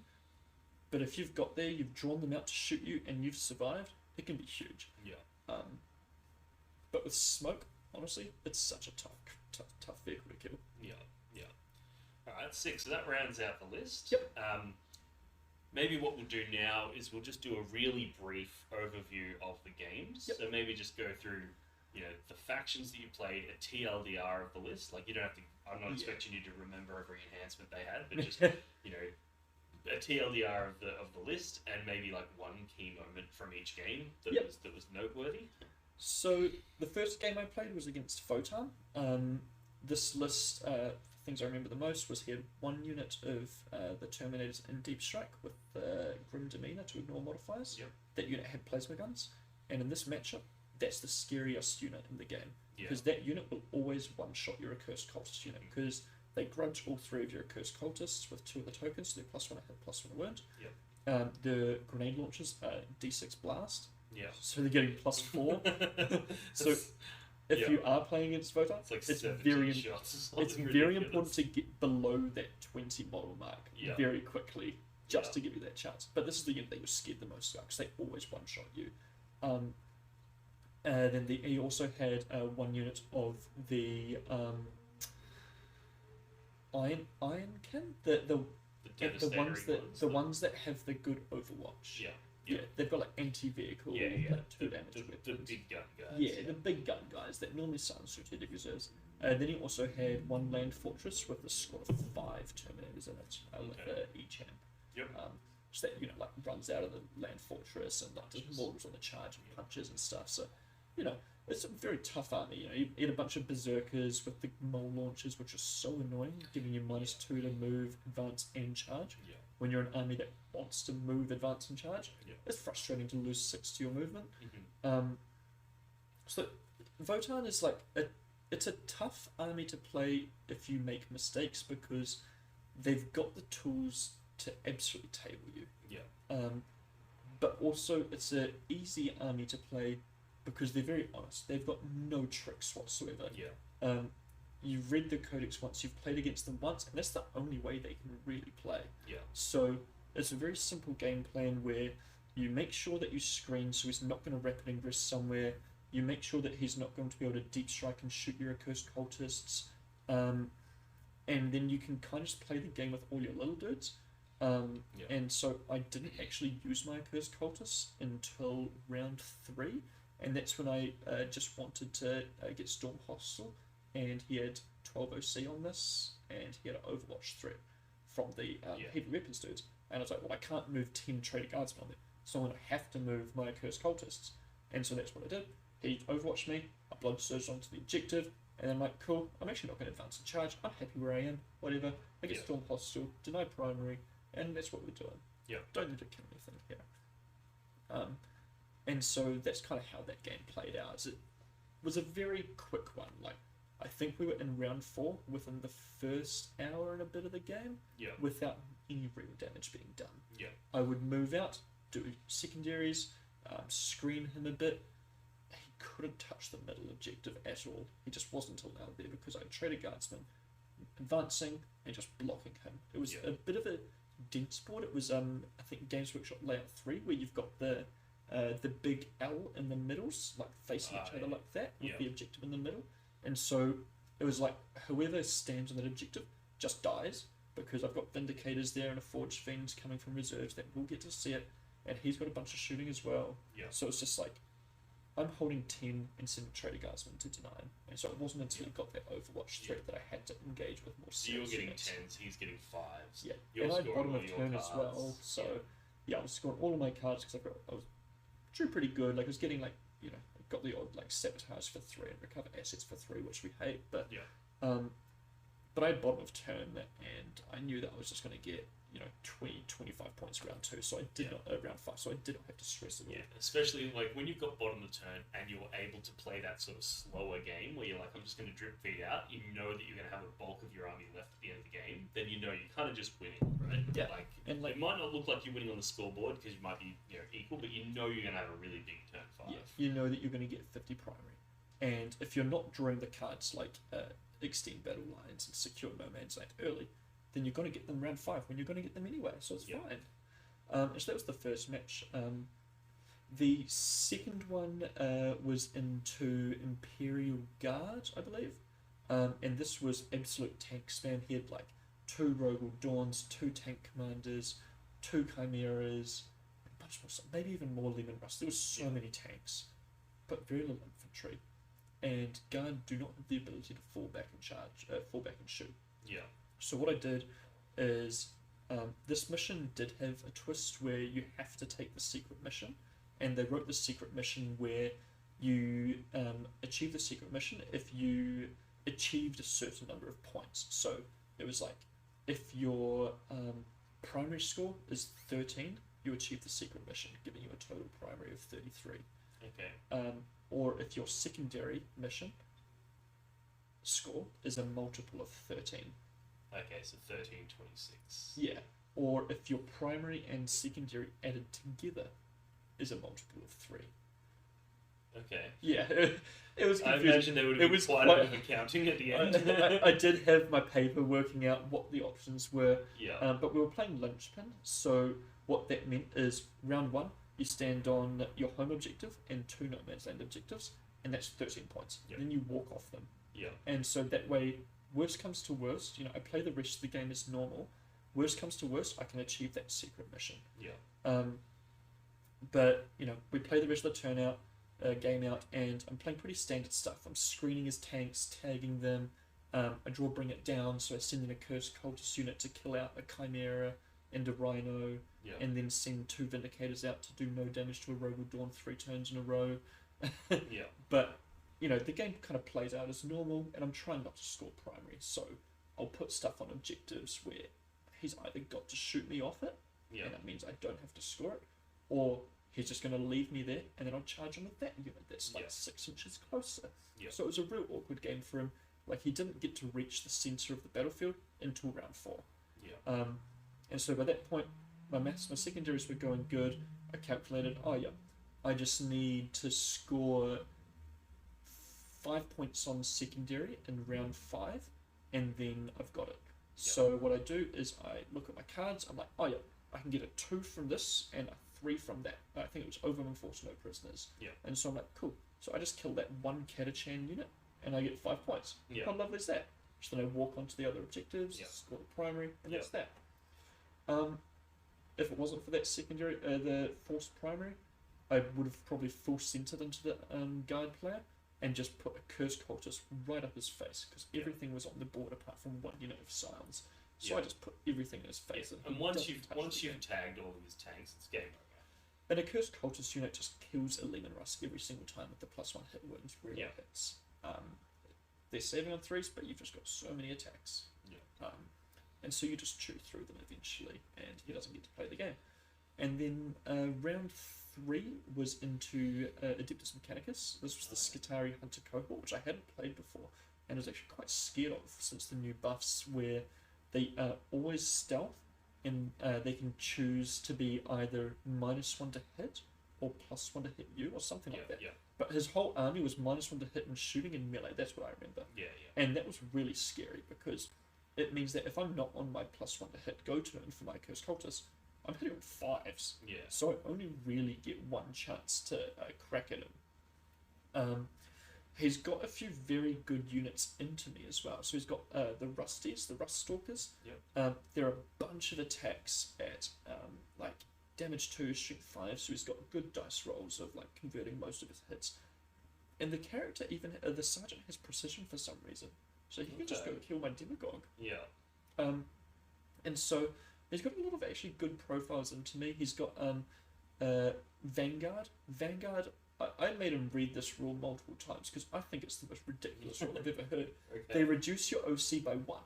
Yes. And OC can, it doesn't say to a minimum of 1. So he puts 1 Skitari Vanguard within 3 inches of your unit. Yeah, it's a whole unit. The whole unit's OC 0. Yeah. Means you can't do It's ludicrous, actions. isn't it? Yeah. Like, you literally can't sit there cleanse if he's nearby. And I was like, this is the most insane rule I've ever heard. Yeah. I'm not going to win a war of attrition against that, because I'm not going to win primary if those things are alive. Yeah, you need to kill him. And he's also got rangers that jump out of a transport, Yeah. and they pick up a lot of stuff. Yeah, because they get I think they get reroll wounds if the transport shot the thing Yeah, that they shoot at. Exactly. So It's they a put out lot a of lot of shots. damage. Yeah. And I was like, I played the first turn, I was like, oh, this doesn't feel good. I don't feel like I can win a war of attrition. Plus, I went first. Yeah. And so, I think top of 3, I decided, nuts now or never, because this doesn't feel like it's going to be good. I only had that chance, I think, because he was playing really conservatively with his taser chickens and his las chickens, because he was quite scared of Vindicators and Forge Fiend. And so he had placed them quite conservatively back, so I actually had the space to send it at him. Yeah. And so my top of 3, I was like, no, advance in charge with everything, let's go, let's play the game. And I essentially tabled him there. Yeah. It was 5 o'clock, we had dinner plans, so we went home and had a shower. And went out to dinner, get a beer. And that was kind of how that game went. But yeah, and that definitely was a scary one to plan around, because with -1 to hit on everything and -1 to C, they've got 5 up in Fiona Pains on demand, and they can loan up like half their army. Yeah. So it was just like, I don't know this army well enough to fancy a long game. Yeah. Because he might just pull some bullshit out. Yeah. So that's when you send it. Yeah. That's always my advice. If you're not familiar with your opponent's army, just go full aggro and kill it, because when it's dead, it doesn't matter what they rules. I know what you don't need to look them up. I know exactly what rules a dead unit has. Exactly, none. And definitely into an unfamiliar army, especially when the only defensive things you need to worry about. Okay, it's a bunch of T3 dudes with 5 up invulns. Yeah. -1 to hit, sure, but I know I can kill that profile. That's the one thing I do know, is I can murder you. Yeah. Sure, you can 5 up Fiona Pain, but you can only do that with 1 unit. Yeah. I can attack like 5-6 units at once if I get my charges right. Yeah. And that's kind of how that one went. Yeah. Alright, day 2, how'd that go down? So day 2, we woke up, like, every single one of my friends, apart from the one I just beat in round 3, was playing in the 3-0 bracket, so it was quite nervous, like, watching the pairings out. So I went into Votan again. This list was pretty similar. He didn't have the iron, the devastator dudes. He didn't have the Daka guys. He had, again, 1 big unit of Terminators and 1 small unit in a land fortress. Okay. That was all I really remember. I think he might have had a few more bikes and a few more Sagittars with warriors and berserkers. But other than that, it was pretty standard list. I feel like with Votan, the main things is, do they have a land fortress? To me, it doesn't matter. Like, I don't really care about a land fortress. I can't kill it, so I don't really care about it. But that 1 Terminator unit is the main thing to watch out for. Which they all have. They've all got at least 1. Some people like to run 2. Yeah. And that's when it's like, oh, having 2 is kind of scary, because you can like rapid invest them 2 turns in a row. Sort of thing. Yeah. But I don't think it's very common anymore. I think they got points or something. But yeah. And so this game went pretty similar to the first one. We were playing Purge the Foe, which I didn't like because he doesn't have many units that I can kill. You've got so many units. I've got so many trash units. But this is when the twist was actually even worse for me, where the twist was that all of the character models in your army have this like rattling gun. And essentially what happens is you roll a dice to see how many attacks you get with this, and that's how many attacks you get. You get like you roll a table basically, and you can keep on rolling dice. And the reason you got to keep rolling dice is to get the kill more for Purge the Foe. It's modified that it's based on how many wounds you deal, how much damage the target of this weapon takes this turn. Okay. So what you do is you shoot with this, and if you dealt 3 wounds with that gun, then that's 3 points for your Purge. But then if they roll it, and they might roll a bunch of dice because they're feeling greedy. There's like downsides if you roll more, like it might force you to shoot yourself, or it might force you to take mortal wounds or something, or it might fizzle out and do nothing. So you've got to be careful with your rolling.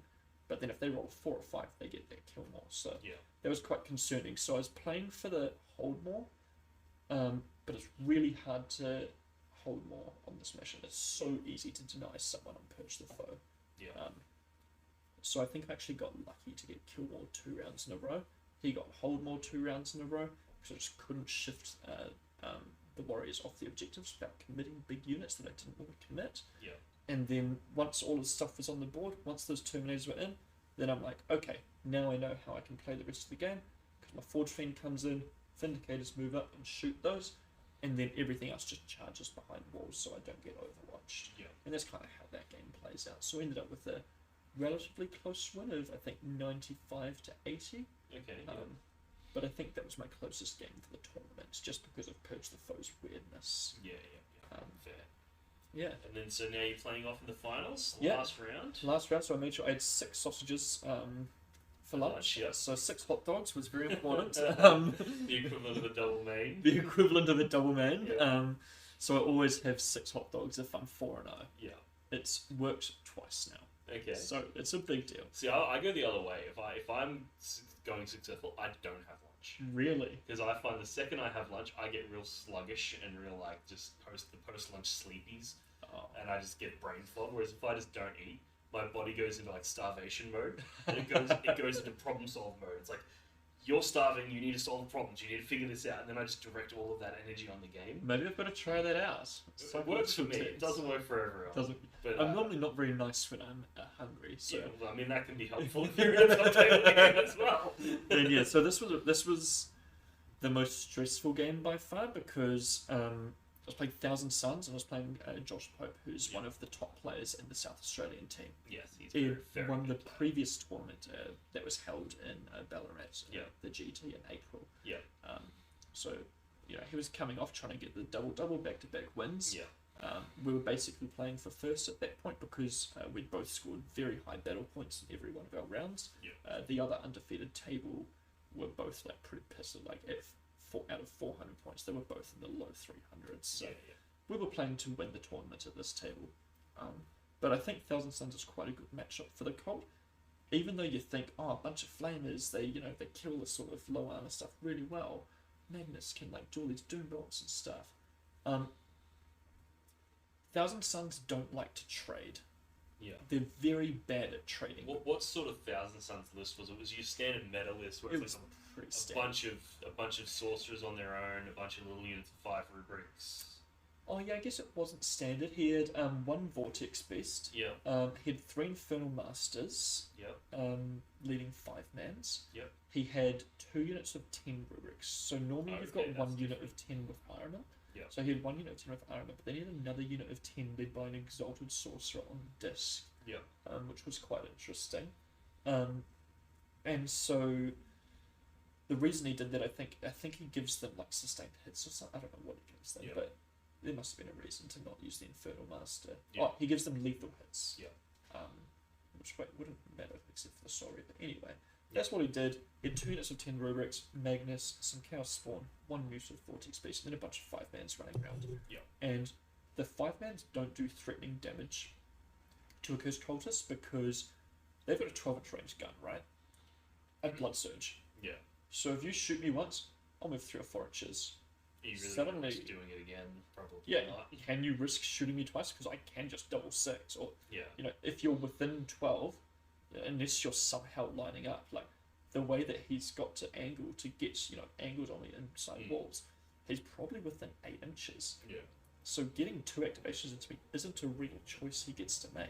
Yeah. And so what he decided to do is, in his turn 2, he'd measured up where he was, and he was like, cool, I can get these 2 units of 10 to both shoot into different squads of Accursed Cultists. And he thought with 1 activation from each of those big squads of 10, he was like, I think I can do critical damage to this unit. Now, I knew that he couldn't. Mm-hmm. And we measured all out, he had to be 7 or 8 inches over there, 7 or 8 inches there. And then there was another Accursed Cultist unit that I had sent out to, do air denial, storm hostile, and kill a bunch of stuff. So I had 1 unit that had already advanced out to kill a bunch of crap. And so he thought, I'll deal with that weakened unit with Magnus and, 1 unit of 5 rubrics, and then my 2 10-mans will deal with the 2 big units of the Cursed Cultists. Yeah. And basically he was aiming to knock me out in that top of turn 2. But he made a critical mistake in that he shot... I can see where this is going. He shot so he measured out, he was like, okay, so your Cursed Cultist that's wounded, you're 4 inches from this rubric squad, and you're 6 inches from this rubric squad. Yeah. And so if you blood surge, you have to go into that one, which is the closest. I'm like, yep, I've got to go into the closest. So he shot me with Magnus. I pulled off all the guys from that side. Which means you're now closer to the one on that So I side. tag this. I pull a bunch of guys off. He kills a bunch, yeah, sure. But I tag this 10-man unit of Rubiks that hadn't shot. Yeah. his mate comes over and he's like, "How's the game going?" He says, "Oh, I think I fucked up." He shoots. He's like, "Oh, okay, maybe we can salvage this." Did you go order him a beer at that point? I said, "Sorry, man. It's."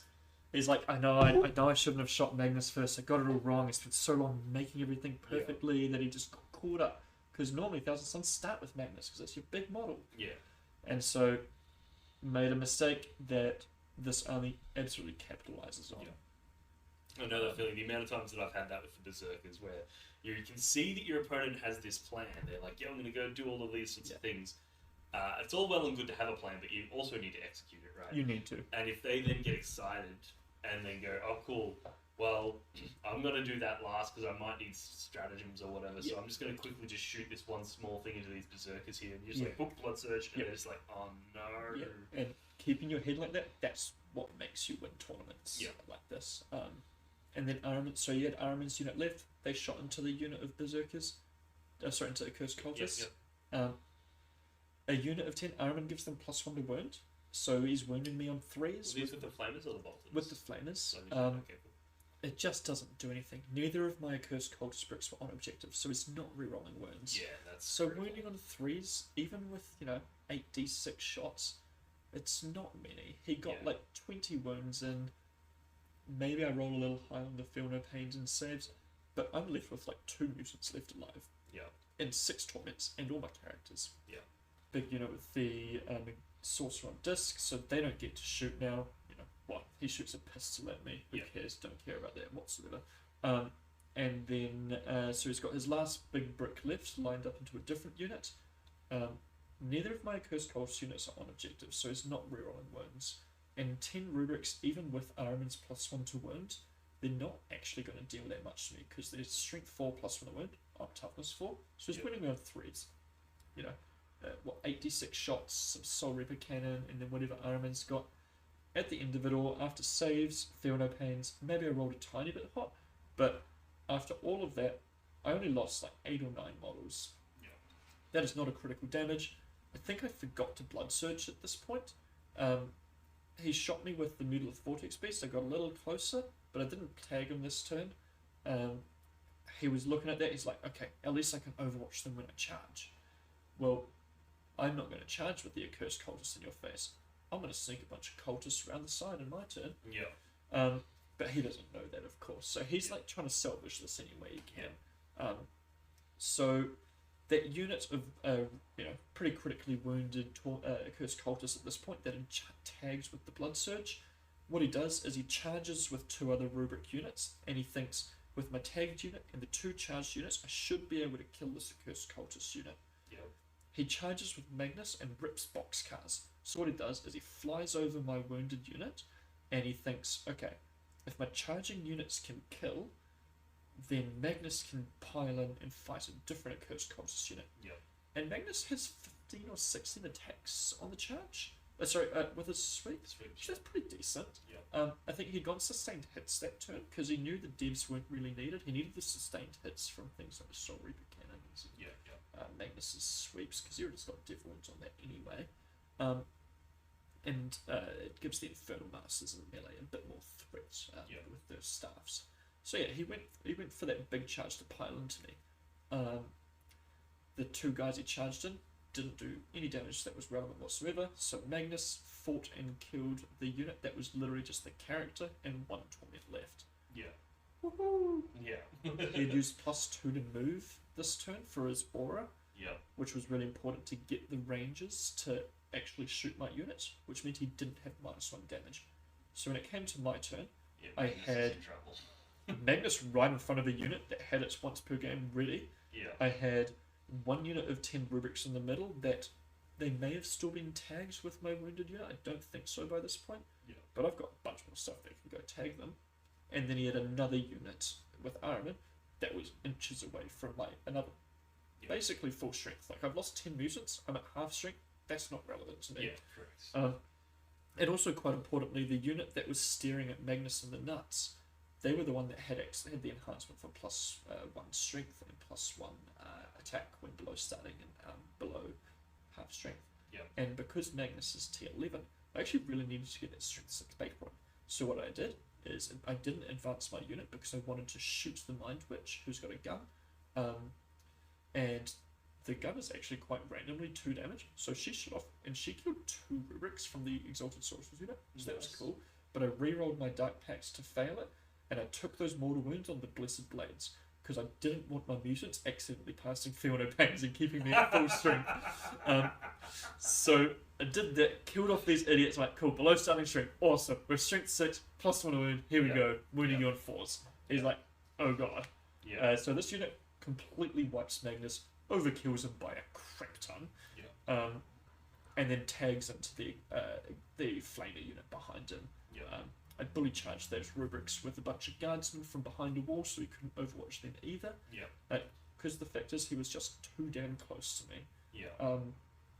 There was the Armin's unit, and I had my 6 torments look at them straight in the eyes, bring in a Forge Fiend from reserves, and that Forge Fiend just looks straight down. Cool, getting +2 to blast on 3 weapons. He just goes and he kills 6 of them. Oh, what a Chad. Wow. Just so he doesn't try to overwatch me, I take guardsmen into the other side of his squad, and then I charge my Cursed Cultist, because I'm not going to risk damage I don't need to take. And by that point, bottom of 2, the game's over. He's got 1 unit of 10 rubrics in the middle that are at almost full strength, but they're tagged, and he cannot fall back and shoot. They're not interesting in melee. The only way Thousand Suns can get themselves out of combat is by doom-bolting themselves out.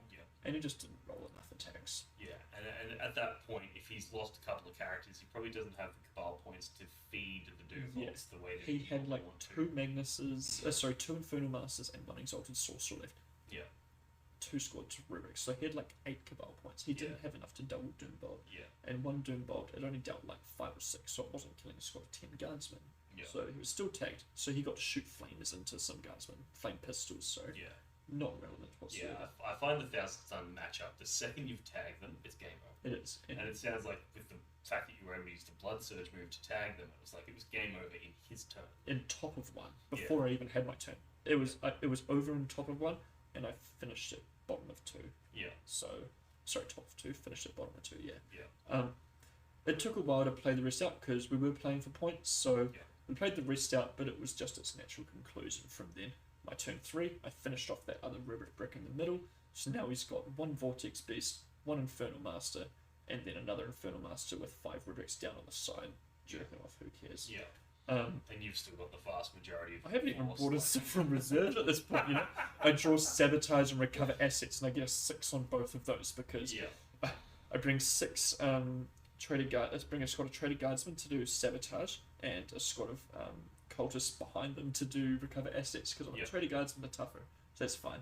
And he's like, oh, desperation play. He charges the Infernal Master with 5 rubrics off to try to clear those 2 units, and he leaves both of them on like 2 guys remaining. So I'm like, that's 6 victory points for me, man. Sorry about it.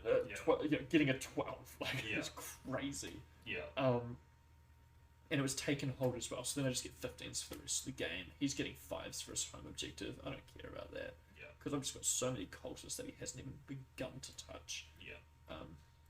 So he definitely made a big mistake sending the big rubric squads in. If he had spent longer chipping off me with the indirect from Magnus, it would have been a lot better, but since the change to indirect where he can't do his flamers indirect, it makes that matchup so much easier, because as you said, once you touch them, they just die and it's game over. So it was a good end to it. I ended up, I think, 90 points, 85 points, and that gave me enough to get best general by quite a margin there. Good job, man. That sounds like you definitely played against some top players. You played against top players from multiple different states as well, so that's really good to see. You played against some meta factions like Thousand Suns, one of the the big bullies in the meta right now. Definitely. So it's not like you had an easy run, so people can't claim that. So you definitely demonstrated that the Chaos Cults detachment is probably not the weakest. It's interesting. So there's obviously the Cursed Cultist unit is very strong. Very strong data sheet. There was a couple of people that we saw at WTC that were running it. And they were running it in the Renegade Raiders or in the Packbound Zealots, right? And The Renegade Raiders one I found particularly interesting because they have that stratagem that allows them to make a move at the end of the fight phase. Yep. You can just go, cool, I'm just going to advance and charge these guys up, tag some stuff, then I'm going to move even deeper into your lines, and then if you try to shoot me, I'm going to Blood Surge move into you. Yeah. I'm going to Blood Surge move, then heroically intervene, then I'm going to post. Like, they're just so fast in that detachment. Yeah. And also getting the extra AP against targets that are objectives means that the Terminator problem isn't as bad.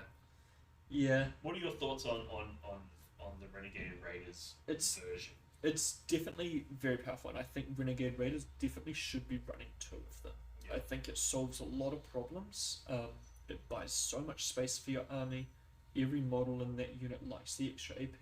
The mutants going from 401 to 411, very nice. You've got the scout enhancement, so you can be scouting that first unit up to buy you that board space. And you can turn 1. If you get first turn, you can scout 6, do your once per game, advance and charge, or even use the stratagem for advance and charge. And then you can just go tag a bunch of stuff, and it can be really crippling, especially to shooting armies.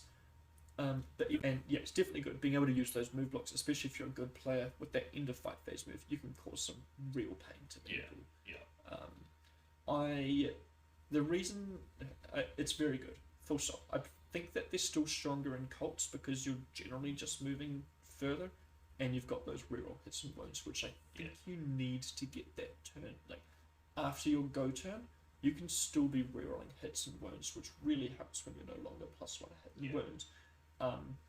And you've got access to +1 attack and strength in 2 different ways from the enhancement and the stratagem. So it just keeps them fighting for that just a bit longer than I find Renegade Raiders, but the +1 AP is so nice.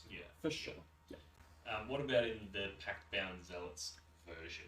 What's your assessment on that? Look, again, the results speak for themselves. Every 4 and 1 or higher, everyone that's in a tournament winning position has 2 Accursed Cultist units. They're just great. And it's only from Pact-Bound Zealots, Renegade Raiders, and Cults that have been winning. They're the only detachments that have won. And I think the only ones that have gotten 4-1, I think there was 1 Deceptors and 1 Soulforged War Pact. So those detachments aren't doing so well in general, but Deceptors, I think, can make good use out of them because they've got a lot of cute stratagems. Like they've got enhancements, like the one that lets them take the abilities from a different unit can be quite cute on a Cursed Cultist. And I believe they've got ways to increase AP with stratagems. So definitely good there. I actually noticed there's some successful Pact-Bound Zealots, Soulforged Warp Pack that are using them. So because you've got all these vehicles, right? But you've got no fallback and shoot. So you need to be able to wrap them with something. You need to be able to wrap them. And so Cursed Cultists, they fit the bill. You've got no stratagems that benefit them, but they're still just good in that detachment. And that's how you know that the unit is overtuned. It's in every detachment. So would you forecast a nerf incoming for them? Given that the prevalence of them and the representation? I think so. And what would you think is a reasonable nerf? If I was right now, I was like, cool, I need you to write the FAQ for them. So would you change an ability? Would you change the points? What would you do? I don't think the unit itself is problematic. I think it's an uncommon unit, which is why I find it so interesting. Because who the hell else is running hordes of dudes that hit hard like this? That are kind of weirdly tough. And by uncommon, you mean like it's common within the CSM, it's uncommon within the broader meta to have a combat horde. It's like not even just within the meta, just within the game itself. Like they're a very unique unit, right? And so I think that it'll be really sad to lose that. And so I've seen suggestions that do give them the Devastator nerf where you just make them small, so you can only have 5 mutants and 3 torments, and that's kind of sad to me because I like the Horde. By the way, I just remembered the Blood Surge move is called Howling Horde. Okay. But so I think that reducing the unit size would be really sad to lose that identity from them. I feel like that would be one of those nerfs that actually just removes the unit from the game. I mean, Like, I don't mind. I've seen a few people play with just one unit because you can put it inside a rhino. Yeah. And then because they have scout, that gives scout to the rhino. So now Yeah. you can scout that rhino into position, then disembark out onto an objective. So a unit, but all of a sudden they're a very different role. a very different role. But that unit, if it's just the minimum size, is actually very interesting in Renegade Raiders because then you can come out and you can use the reroll hit and wound strat from them. So that can be they're 85 points at the current cost for a small unit. And so I think that's probably just a bit cheap. So it's 170 for the big unit, 85 points for the small unit. I'd probably take in Renegade Raiders, and I'd probably take in the Pact-Bound Zealots. But it would completely kill Chaos Cults' Detachment, which I think is really sad because I love the Detachment. Yeah. I think it's really unique, and I really like having these different uncommon playstyles be accessible. Yeah. And so I think a fairer way to do it would just be to increase the points of the larger squad. So keep the small squad at 85, but then if you want to take the full unit, instead of just being 2 times the cost, the big unit is not 2 times as good as the small unit. It's 4 times as good. Yeah. So have that, if you want to take the full unit, they've got to be 200 points. Yeah. And then if you want to add the characters on top, they've got to be 60, 70 points minimum. So you're looking at, it's got to be like a 280 point commitment to run this big block. And then at that point, you're like, okay, yeah, like they're paying 300 points for this with an enhancement. That's pretty reasonable for a unit that hits that hard and is this really tanky. Because the thing is, there's actually lots of ways to deal with them. Hearthguard Tomb Raiders, lots of melee armies can just do it, like Orc Boys can just do it. Yeah. Angron can do it, a 6-man squad of Exalted 8-bound, who are about 300 points, right? Yeah. So I think that's reasonable for an elite unit like that to be able to just, if they can wipe a unit of the same points, why can't an Accursed Cultist unit do that as well? Just because they don't look like an elite unit. Yeah. They often play like an elite Yeah. unit. And there's lots of things, like, they're not actually good into everything. Like, they do struggle into 12 Armor of Contempt. You need to play around those. They struggle into Fight on Death. Like, Blood Angels is the hardest matchup for this detachment by far. Yeah. Because you can't, -1 the hit from Nurglings, doesn't matter. You can't screen them because they move so damn fast with fly jump packs, Even if you've put a layer of Cultists, they'll move up right next to you and then charge over you. Yeah. Or they'll charge you with 5 90-point assault intercessors to kill your screen, and then they'll pile in with the Death Company who just completely wipe your unit. Yeah. So I'm just looking forward to that codex coming up for Blood Angels, because as soon as that comes out, I'm not so worried about Sanguinary Guard. They just don't have enough attacks. So yeah, there's lots of stuff in the meta that can actually deal with them, but I still think Chaos Cults is very strong at the current points cost. It You sounds just to me get like hit enough. a solution that could work is just changing the points costs for the characters that you attach. Because then, well, you're not attaching characters to the smaller unit. Yeah, probably. So that not. means the smaller unit's fine as it is. Yep. And that means that if you are taking the bigger unit, you're never taking the bigger unit without a character. No, never. So No. if you were to go, cool, let's just make the characters more expensive Yeah, that attach all the enhancements and Yeah. stuff. Now you've got a solution to the Accursed Cultist by taxing the characters. yeah, and that's probably the most elegant way to do it, because the Dark Commune can attach to Cursed Cultists or Cultists. Let's be real, Cultists aren't important enough to ever get a 5-up involved +1 hit wound. You don't care about that. So making that Dark Commune, I think they're at 65 points right now. Sure, maybe bump them up to 90. Yeah. And then that's 100 points with the enhancements. Then you're still looking at around that 300 point for the Yeah. combo, but that's only a 30-point nerf, I think, at this point. Yeah. 170 plus 85, so maybe about a 40-point nerf, but I think that's pretty reasonable. Yep. And anyone who's been on the opposing side of the table from a Cursed Cultist can probably say that's reasonable to Yeah. get 40, 50 points added. What about the other elements? So you were saying, like, for example, the Traitor Guard were MVPs often because they're denying points, scoring points, that sort of stuff. Do you think there's a world where they should go up? I don't think so. 70 points used in one detachment. No other detachment uses them. Yeah. I don't think that the unit itself is problematic. This is one of the problems that I have with the detachment model and the way that they've structured this edition, is that there's some units that in one detachment are absolutely bonkers, and in every other detachment they're rubbish. Yep. How do you fix that? Because if you go, well, we need to nerf it because it's bonkers in this detachment. Yeah. But then all of a sudden, any of those other people that might have wanted to play, like Chaos Bikers are a great example of this, where it's like, in Renegade Raiders, those Chaos Bikers are insane. Yeah. Right? Because now all of a sudden they're getting additional AP when they fight in combat, so they hit with Strength 5, AP 2. Yeah. So they're hitting like Chosen. Yeah. But then also, now they also have the ability to move again in the fight phase. Yeah. And it's like, they're crazy in that detachment. But, like, would you ever consider taking Chaos Bikers in a Chaos Cults detachment? Probably not. Not for damage, that's for Right. sure. Yeah. Like, so it's like, how do they fix Chaos Bikers? How do they fix Traitor Guard when Traitor Guard are really, really good in this detachment, rubbish in every other detachment? I mean, I don't even think it's fair to say that they're rubbish in other detachments. I think they're fine in other detachments, Yeah. but they just get crowded out in other detachments. Yeah, Whereas because in there's this other stuff detachment, that's they don't get crowded out because they get that +2 to move, honestly, is the Yeah. main thing. Getting Yeah. that +2 to move is actually just enough of a difference to make you take 5 of them. But I don't think that's problematic at all, because I don't think, like, it's 10 guardsmen at the end of the day, you know? Yeah. And What if they did something like, maybe the approach is that they need to change the Chaos Cults detachment. What if they did something where it was like, instead of every unit in your army can make a Desperate Pact, maybe it's like you can make up to 5 Desperate Pacts per phase or something. yeah, I mean, that's definitely possible, but I don't Then think it's it would much change that. easier I wouldn't honestly say that I'm using it that often. Like, I'm using it on my go turns, sure, Yeah. sometimes, because you don't always need it. The +2 to move, you're probably using most of the time, but +2 to charge, you might not be. But with everything else, you know, like, okay, I'm only sending in 1 or 2 units a turn anyway, Yeah, true. and then only 1 or, like, it's not often that 1 or 2 other units need to make that +2 to move, Yeah. where they could have just rolled in advance. Yeah.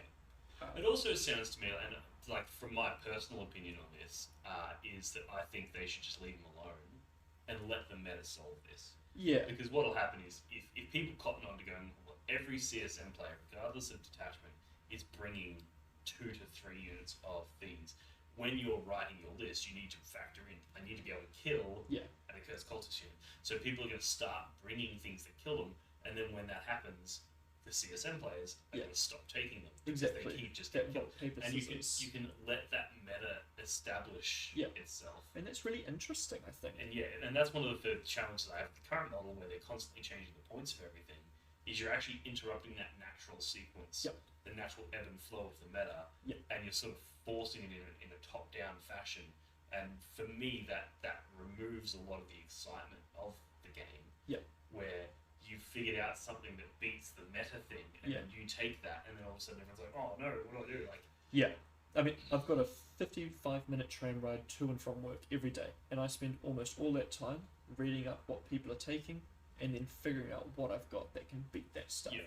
And it is sad when I get told by Games Workshop I can't do certain things. Yeah. But yeah, there's definitely a reason for them to like step hard on things that are disgusting. You know, yes, of course. like that Bringers of Flame unit that can just throw out like 40 div wounds for Yeah. no reason. Get rid of that. Yeah. That's Well, when the Sisters Codex first came out, and everyone was like, "Wow, Repentia are just absolutely cranked in that that whatever it's called detachment," and then they immediately were just like, "No, yeah, exactly. we're not doing that." And that was a bit secular. I mean, I don't even know what sisters do apart from move fast and shoot you now, and I don't Yeah. even know what Repentia could have been like. But Yeah, yeah, I mean, I think looking back at Accursed Cultist, perhaps change the Blood Surge to once per turn, Yep. or maybe once per phase. So you know, if you get Overwatched, you can do that as well. yeah, But yeah, apart from that, I honestly don't think the unit itself is problematic.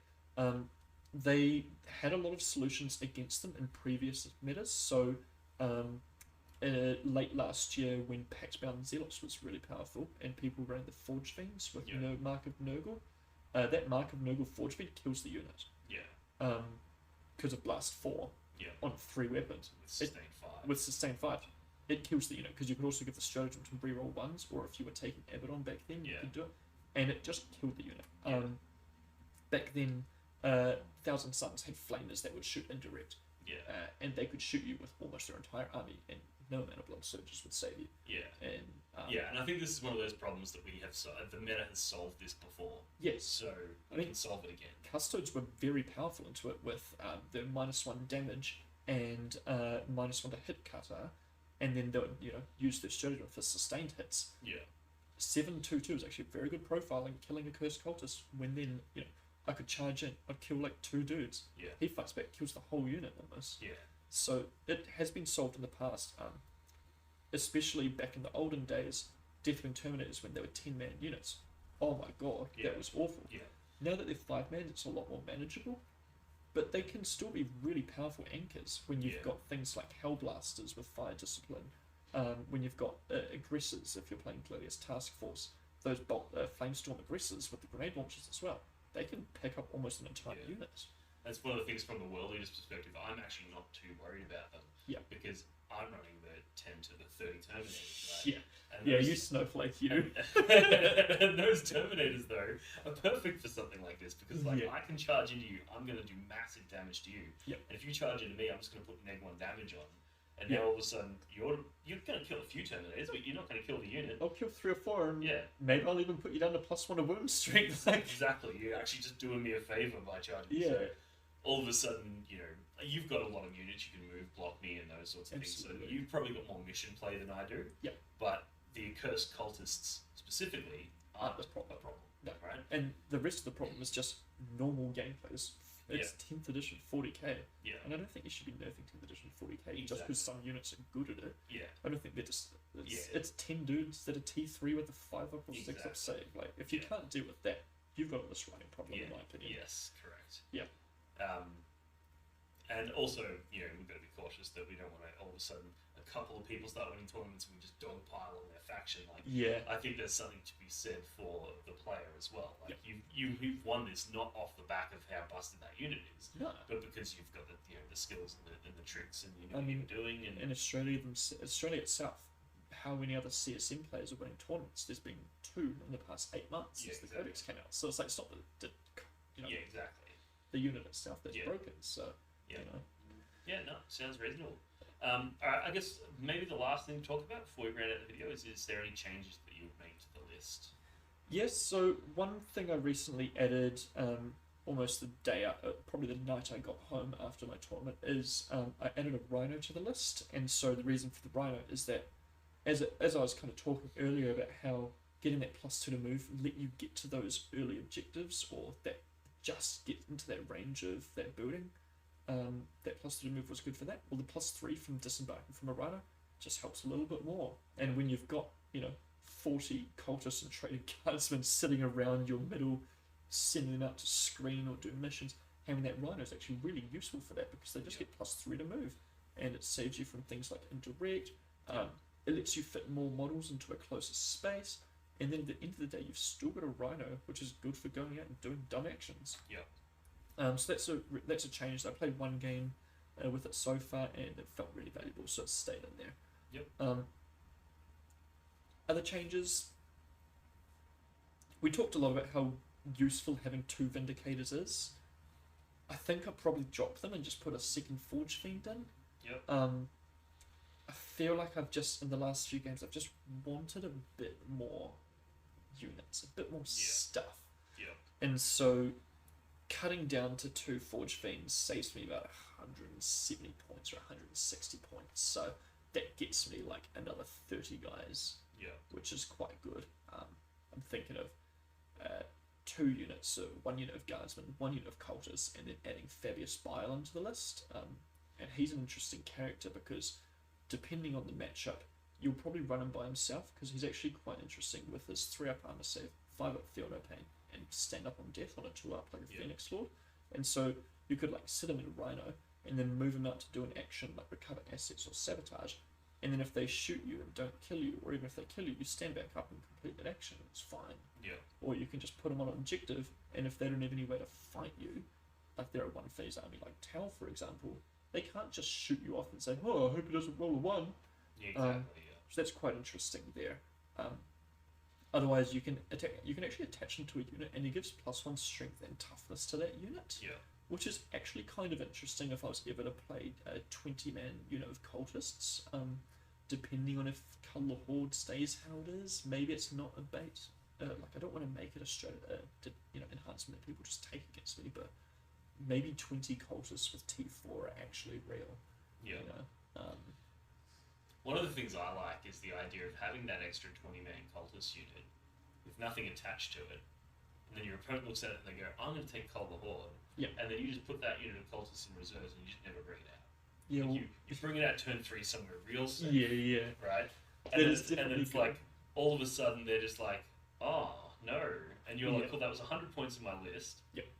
That just means that you fucked up and picked bad secondaries. Yeah, and putting a bait into your list building is actually quite interesting. Like, Yeah. I think if I add Fabius Bile and a 20-mana cultist, I'll give up 20 Assassinate on the nose, and that would be 4 units for Bring It Down. Yeah. 5 characters, 4 units for Colour Horde, so Yeah. I think that's 20-20. So I feel like that wouldn't work on good players, but that might just help you get through what might be an otherwise tough matchup. Like Blood Angels might look at you and say, oh, I can absolutely murder everything here. Yeah. And then they go for that, they take those fixed secondaries, and then you're like, cool. Characters aren't going to attach, they're going to stand in rhinos, and you'll never see them. The 10-man, 20-man cultists, they're going to sit along the backfield edge, so you're not deep shot. If you take the Accursed Cultist and the Dark Commune and don't attach them, Yep. that no longer qualifies for Colour Horde, correct? Colour Horde is just on the data sheet, so that the Accursed Cultist unit gives up Colour Horde, because you've got 10 wounds from the mutants and 18 wounds from the 6 torments, and that's 28, so you're above that 25 starting strength. Yeah. It's not to do with the characters. Yeah, I wasn't sure if it was the year that pushed it over the threshold or not. Yeah. But yeah, like, I mean, they've got Cipher, who's a lone op, and then, theoretically Fabius Bile, who stands up on death, so yeah, he probably gives it twice, but I can make it so you never see these characters. Yeah. So you're gimping yourself to getting a max of 30 on the secondary. Yeah. And then I can play a slow game where you really don't get to see me, and Yeah. I just win by a significant margin at that point, I think. So yeah, including It's an bait interesting choices way to like play that it, is definitely interesting. Yep. Yeah. Yeah, no. Alright, well, thanks for coming on. It's been a long conversation, so I'll release this all as one thing, and I'll also do a bunch of clips, Yeah. which I think people will find interesting. But Yeah. congratulations again. Yeah, thank you And, very much. Hopefully, I'll see you on the table sometime. We can see whether or not the Terminators can Look, chew through all those accursed. I think, like every successful tournament run, there is a bit of luck. And Yes. so, avoiding Blood Angels, so I was very thankful that our local Blood Angels player was off in Greece having a good time with his wife. Yep. Very happy that he wasn't there. Yep. And I was very happy that you pulled out last minute. Seeing that dropped next to your name was just, oh, sweet, sweet, sweet. Yeah. So- I was still severely jet lagged. Yeah. I was just like, why did I sign up for a tournament the weekend after WTC? That was not Yeah. wise. So I was like, pop down and say hi, but I just didn't have it in me for games. But it was good to see you, getting those results. And Yep. I'll Yeah. see you around. All right, full chaos. Alrighty guys, thanks for tuning in. I hope you enjoyed that video. If you did, like, subscribe, comment, all of that good shit. You know what to do. And also check out blogforthebloodgod.com, where you can find more information about how you can show your support for this channel, including picking up some merchandise, joining our Patreon and Discord community, as well as many other really cool things on that website. So check it out, and I'll see you in the next one. Cheers. Walk for the Blood God.